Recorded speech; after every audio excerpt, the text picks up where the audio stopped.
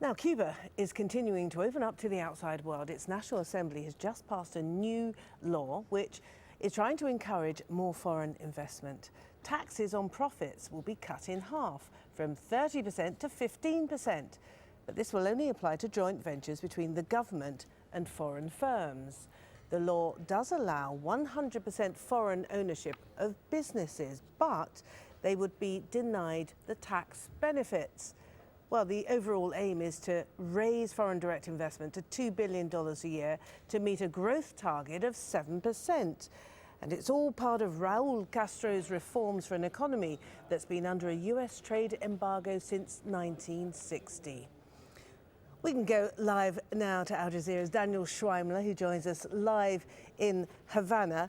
And it seems very much, Daniel, as if poco a poco, bit by bit, Raul Castro is bringing Cuba into the 21st century and away from the old communist model of his brother Fidel.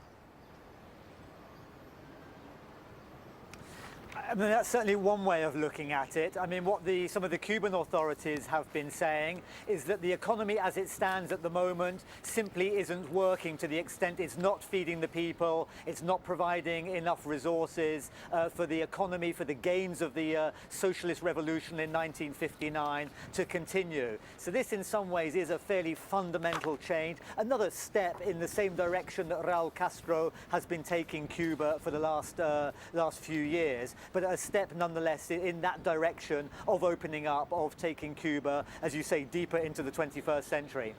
And the centrepiece does seem to be a reduction of corporate taxation and trying to make Cuba a much more attractive investment prospect for those outside. Well, again, that's certainly the intention. Whether that will in fact be the case, we're going to have to wait and see. We're still waiting to hear some details of this law that has just been passed. We'll be hearing those in the next few days.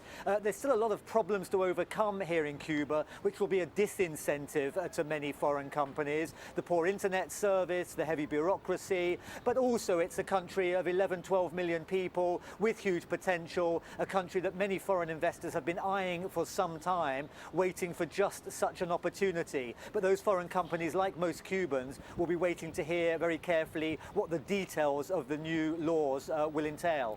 All right, we look forward to hearing them. Thank you, Daniel Schweimler, there live in the Cuban capital, Havana.